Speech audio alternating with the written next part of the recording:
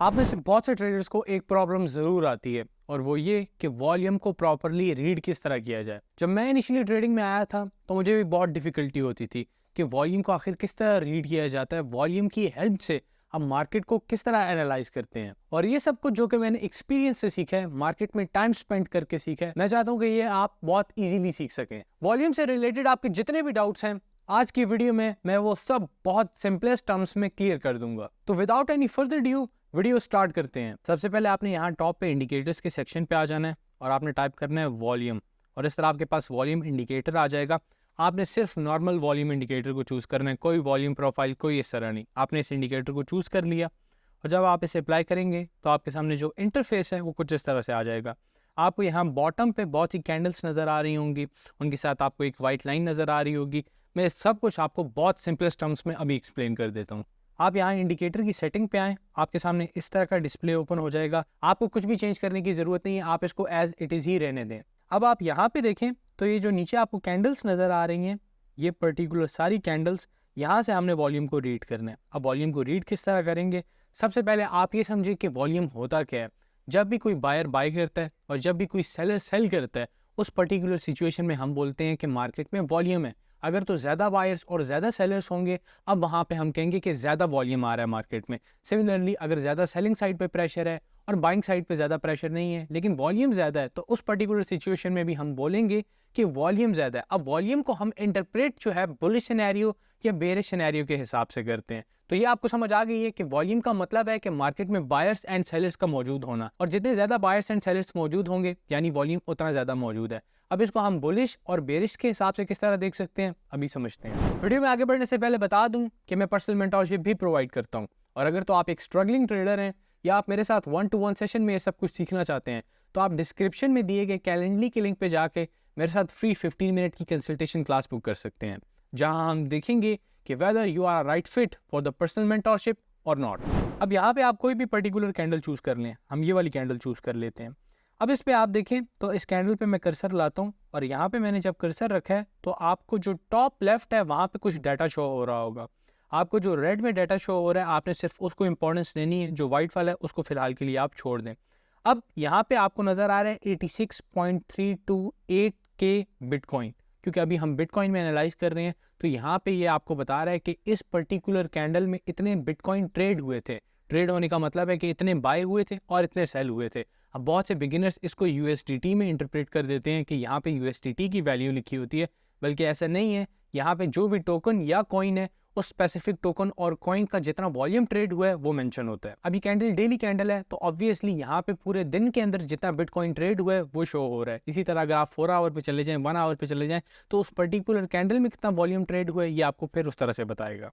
ये तो आपको समझ आ गया है कि इस पर्टिकुलर रेड कैंडल के अंदर जो वॉल्यूम था हमने यहाँ पे किस तरह से इंटरप्रेट किए। अब आप अगर इस बुलिश कैंडल पे चले जाएं यहाँ पे, तो अब आप सिमिलर उसी जगह पे देखें, आपको 72.815 के बिटकॉइन नज़र आ रहा होगा। यानी इस डेली कैंडल में जो कि बुलिश है इतने बिटकॉइन ट्रेड हुए थे। अब इसका मतलब बहुत सिंपल है, आप इसको गौर से समझें कि जब कैंडल रेड थी और वॉल्यूम ज़्यादा था, इसका मतलब है कि सेलिंग साइड पे वॉल्यूम ज़्यादा था, यानी मार्केट में सेलर्स ज़्यादा मौजूद थे as compare to buyers. Similarly अभी जो आपके सामने ग्रीन कैंडल है वहाँ पे आपको नज़र आ रहा है कि जो बायर्स थे वो ज़्यादा थे एज़ कम्पेयर टू सेलर्स, इसलिए बाइंग साइड पे वॉल्यूम ज़्यादा था। अब यहाँ पे आपको ये जो व्हाइट लाइन नज़र आ रही है इसको मूविंग एवरेज कहा जाता है। अब मूविंग एवरेज आपको बताती है कि जितनी भी लास्ट कैंडल्स थी, अब वो कितनी कैंडल्स होंगी वो आप अपने हिसाब से चूज़ कर सकते हैं। चूज़ किस तरह से करना है, आपने यहाँ सेटिंग पे आ जाना है और जब सेटिंग में आप आएंगे तो आपके सामने इनपुट डाटा लिखा हुआ है। यहाँ पे इस वक्त 20 है, आप इसको एज इट इज ही रहने दें, लेकिन अगर आप इसको चेंज करते हैं तो ये उन पर्टिकुलर कैंडल्स का मूविंग एवरेज आपको बताएगा। अब फर्ज करें कि आपने यहाँ पे 10 इनपुट कर दी है। अब 10 इनपुट करने का मतलब है कि जो लास्ट 10 कैंडल्स थी ये आपको उनका डाटा बताएगा, उनको ऐड करेगा और उनका एवरेज निकालेगा और बताएगा कि एवरेज वॉल्यूम उनका क्या था। और जब वॉल्यूम इस पर्टिकुलर व्हाइट लाइन से ऊपर चला जाता है, इसका मतलब है कि वॉल्यूम जो लास्ट पर्टिकुलर एवरेज कैंडल्स थी जो आपने सेलेक्ट किया डाटा उससे ज़्यादा है। यानी वॉल्यूम जब एवरेज से ज़्यादा है इसका मतलब है कि मार्केट में वॉल्यूम मौजूद है। अब वॉल्यूम बाइंग साइड पे है या सेलिंग साइड पे है वो किस तरह इंटरप्रेट किया जाता है उसकी आपको समझ आ गई है। मैं आपको एक एग्जांपल भी इसकी दिखा देता हूँ। यहाँ पे आप देखें इस पर्टिकुलर एरिया में, यहाँ पे हमारे पास एक रेजिस्टेंस एरिया था, ये सामने प्राइस इस रेजिस्टेंस एरिया को बार बार टेस्ट कर रही थी और बार बार टेस्ट इस तरह से कर रही थी। यहाँ पे एक हमें टेस्ट देखने को मिला, दोबारा यहाँ पे टेस्ट, मुसलसल यहाँ पे टेस्ट देखने को मिला। इवेंचुअली प्राइस ने यहाँ पे ब्रेक कर दिया।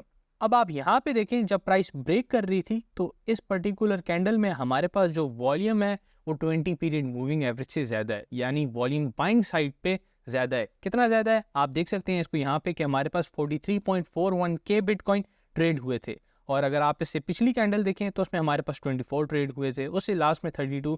तो इस तरह जो एवरेज वॉल्यूम था ब्रेकआउट के वक्त हमारे पास ज़्यादा था, इसलिए वो ब्रेकआउट रियल ब्रेकआउट था। सिमिलरली यहाँ पे आप देखें तो ये पर्टिकुलर हमारे पास एक सपोर्ट एरिया है ये सामने, और यहाँ पे जब प्राइस ने इसको ब्रेक किया इस लेवल पे, तो अब आपको खुद समझ आ रही होगी यहाँ पे कि ब्रेकडाउन के वक्त हमारे पास जो वॉल्यूम था वो 55 के बिटकॉइन था, और जो कि लास्ट कैंडल्स हैं ऑब्वियसली उनसे ज़्यादा था और 20 पीरियड मूविंग एवरेज से भी ज़्यादा था, इसलिए प्राइस ने उसको ब्रेक किया और फिर नीचे जो है 3 कैंडल्स क्लोज कर दी हैं। अगर करंट सिनेरियो की बात की जाए तो यहाँ पे आप देख सकते हैं कि हमारे पास जो वॉल्यूम है वो ऐसे इतना खास नहीं है।